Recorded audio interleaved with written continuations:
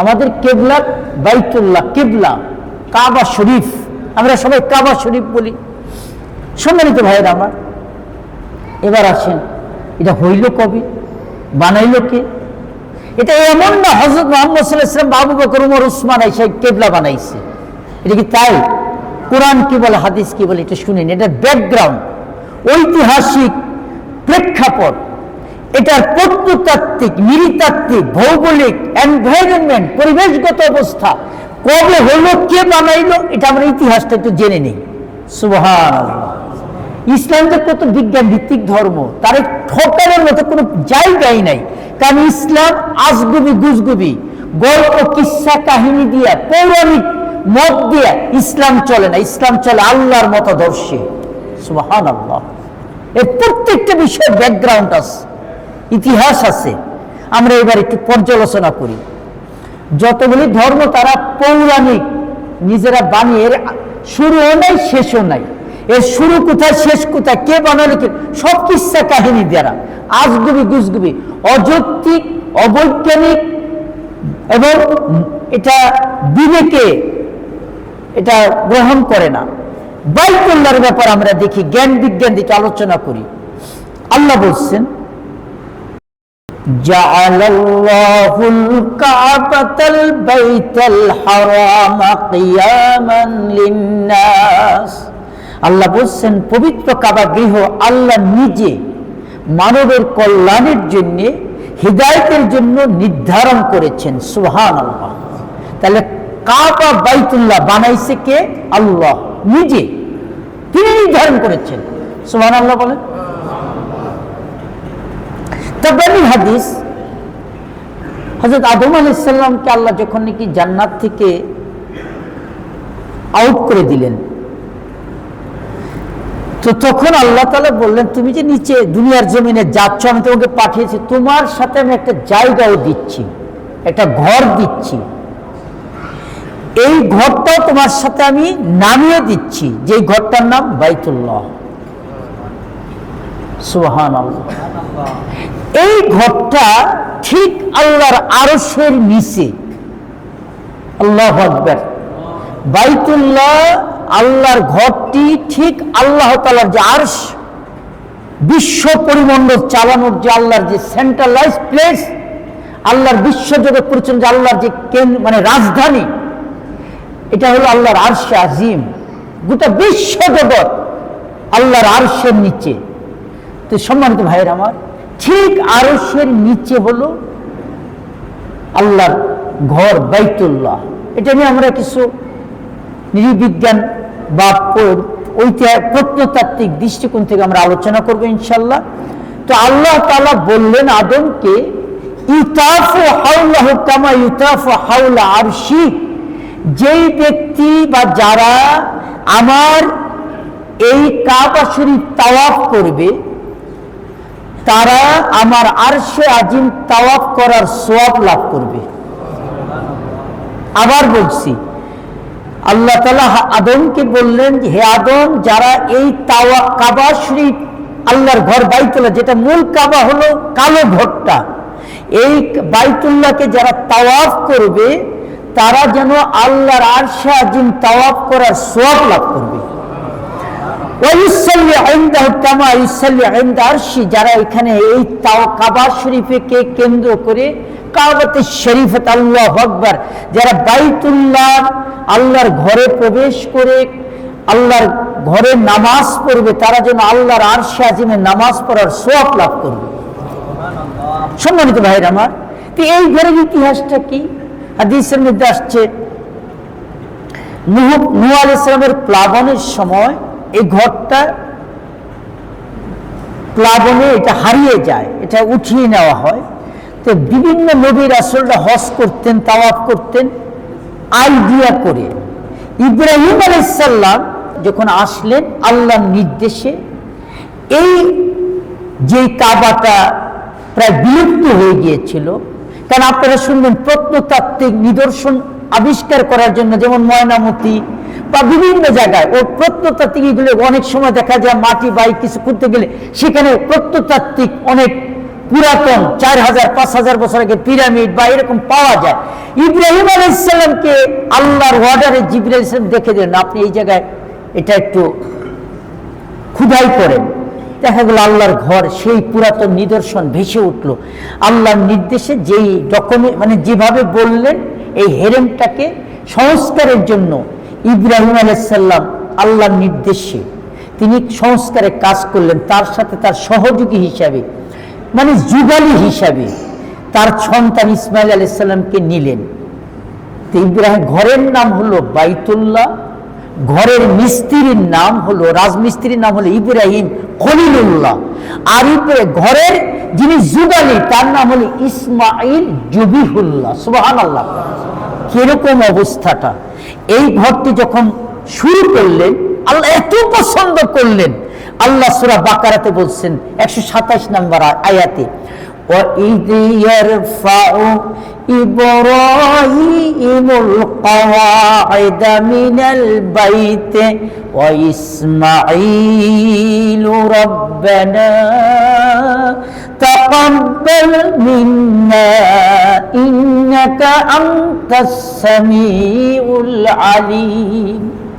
হে আল্লাহ, وَإِذْ يَرْفَعُ إِبْرَاهِيمُ الْقَوَاعِدَ, ইব্রাহিম আলাইহিস সালাম, সেই নবী আপনি ওই সময়টা স্মরণ করুন। নবীকে আল্লাহ বলছেন ওই ইতিহাসটা স্মরণ করুন, আপনাকে আমি জানিয়ে দিচ্ছি। ইব্রাহিম আলাইহিস সালাম এবং ইসমাইল আলাইহিস সালাম যখন এই কাবা শরীফের প্রাচীর ওয়াল তুলতেছিলেন, এই বাইতুল্লাহ ঘরের ওয়াল তুলতেছিলেন এবং বলতেছিলেন যে আল্লাহ, আমরা দুইজন যে এই যে ঘর, আপনার ঘর বানাচ্ছি, এ আল্লাহ এটা নিশ্চয় আপনার সন্তুষ্টির জন্য। রব্বানা তাকাব্বাল মিন্না, আল্লাহ আপনি আমাদের এই প্রয়াস, আমাদের এই স্যাক্রিফাইস, আমাদের এই কাজটুকু কেউ জানে না, কেউ চিনে না, এই জনমানবহীন, এটাতে কোনো শহর নেই, গ্রাম নেই, মানুষ নেই, এই নির্জন জায়গায় আল্লাহ আপনি আমাদের এই কাজটা দয়া করে কবুল করে নিন। সুবহানাল্লাহ, আল্লাহর জন্য কাজ করলে তার নাম, সম্মান, মর্যাদা, এত লাইমলাইট আসার দরকার নাই। আপনি দানশীল হওয়ার জন্য, বড় কিছু নেতা হওয়ার জন্য একেবারে অনেক সাংবাদিক এনে মিডিয়া প্রিন্টিংয়ের সাংবাদিক অনেক কিছু করে আপনি হয়তো এখন খ্যাতি অর্জন করবেন, একটু পরেই দেখবেন আপনার অখ্যাতি শুরু হয়ে গেছে। কথা বলেন। আর আল্লাহর সন্তুষ্টির জন্য কোনো কাজ করলে দুনিয়ার কোনো মানুষ জানবে না, কিন্তু এমন সময় আছে গোটা বিশ্ব জগৎ তাকে রেসপেক্ট করবে, সম্মান করবে।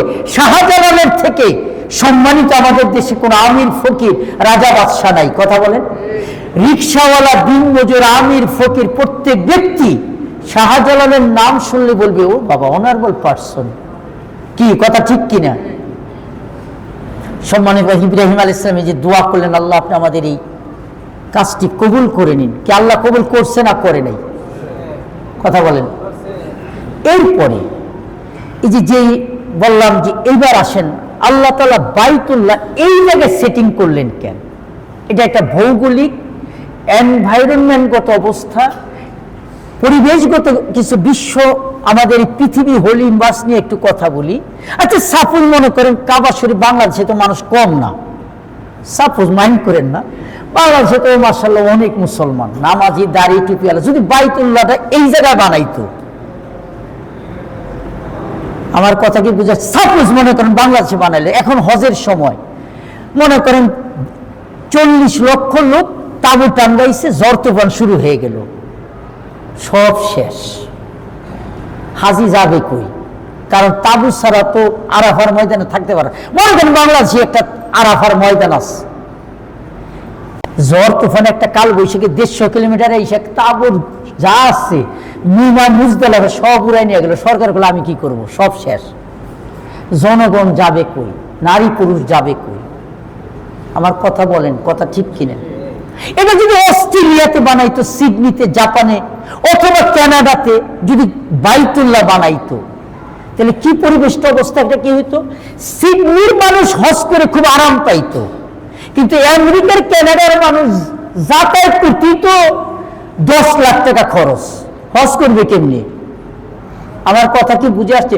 হজ তো খালি বাংলাদেশের মানুষ করবে না, এটা হলো গোটা বিশ্ব জগতের সেন্ট্রালাইজড হেদায়েতের মহামারকাজ, আল্লাহ পাওয়ার রাজধানী। সুবহানাল্লাহ বলেন। তাহলে আজকে যদি এই কাবাটা যদি আল্লাহ অস্ট্রেলিয়া বা কানাডাতে বানাইতো, আমেরিকা বানাইতো, এক নম্বর এমন শীত, বরফ মনে করেন, যেমন কানাডাতে এখনো বরফ, মাঝে মাঝে পরে আস্তে আস্তে গরম পড়ে, -40 ডিগ্রি কানাডাতে। ওখানে যদি বাইতুল্লাহ বানাইতো, হাজির আর হজ করা লাগতো না, এমনি শেষ। কথা কন না কেন?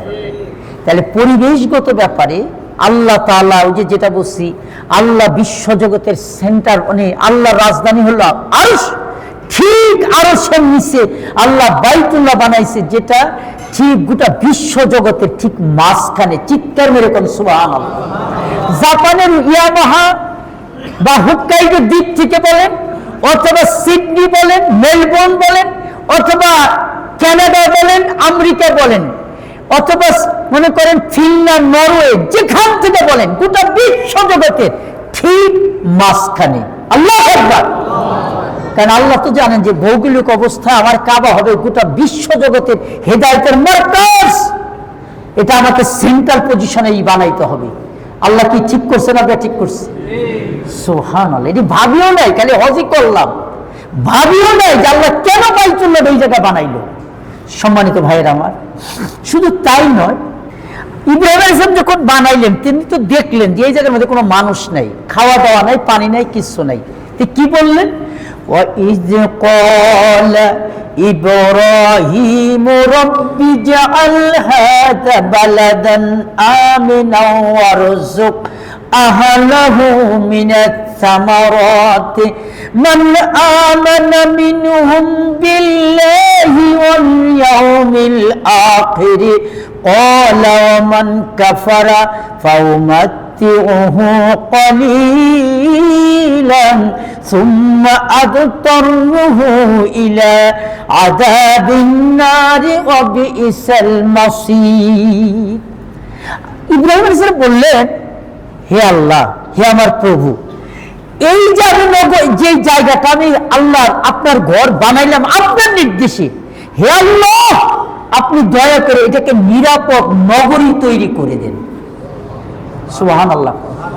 নিরাপদ নগরী, মহানগরী বানিয়ে দেন। আজ থেকে কয়েক হাজার বছর আগে নবীরা কত দূরদর্শী ছিলেন, তিনি জানতেন এটা শুধু আমি আর হাজের আর ইসমাইল থাকবে না, এটা এমন মহানগরী হবে যেখান থেকে লক্ষ লক্ষ কোটি কোটি লোক এই জায়গায় আগমন ঘটবে। সুবহানাল্লাহ। আল্লাহ এটাকে নিরাপদ নগরী বানিয়ে দেন, বালাদান আমিনা। তো ইব্রাহিম আলাইহিস সালাম বলছেন, ওয়াজআল হাযা বালাদান আমিনা, আল্লাহ এই শহরটাকে খালি শহর বানাবেন না, নিরাপত্তার নগরী বানাইবেন। সুবহানাল্লাহ।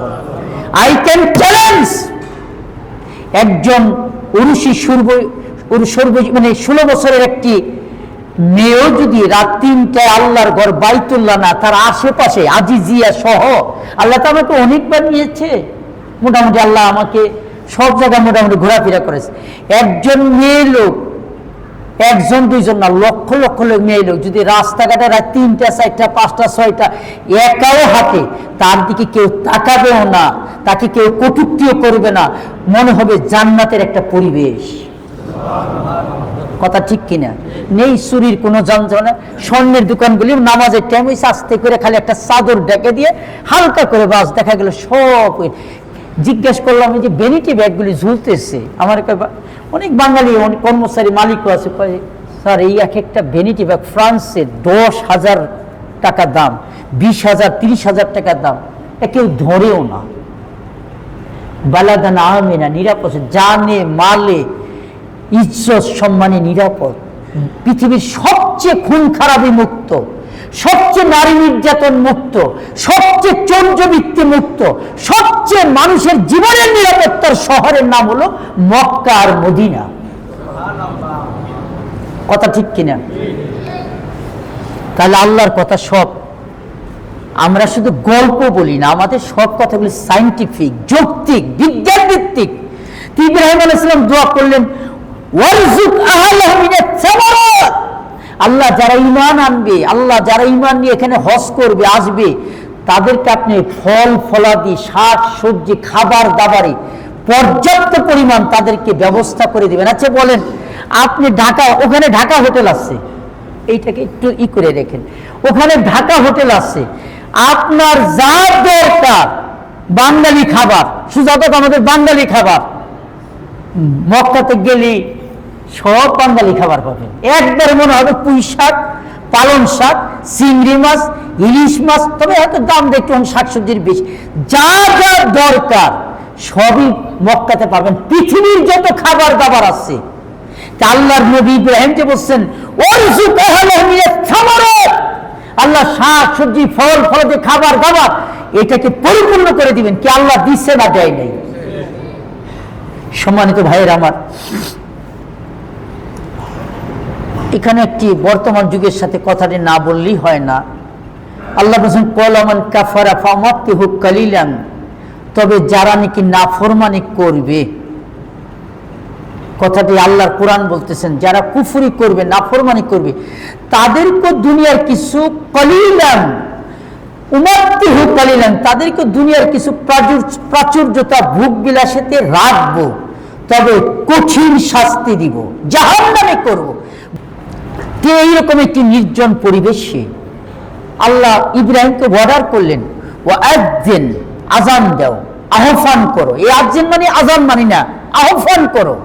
ফিন্নাস বিল হাজ, হে ইব্রাহিম তুমি এই সাফা মারওয়া পাহাড়ে দাঁড়িয়ে আমার পক্ষ থেকে আহ্বান করো, পৃথিবীর মানুষ যেন হজে আসে। সুবহানাল্লাহ। ইব্রাহিম আলাইহিস সালাম একবার আল্লাহরে বললেন, আল্লাহ আপনি যে কোনো মানুষই নাই, কারে হজের আহ্বান জানাবো? আল্লাহ অর্ডার করলেন ইব্রাহিমকে। ইব্রাহিম আলাইহিস সালাম পাহাড়ে দাঁড়িয়ে আহ্বান করলেন আল্লাহর হুকুম অনুযায়ী। আল্লাহর কোরআন কি বলে?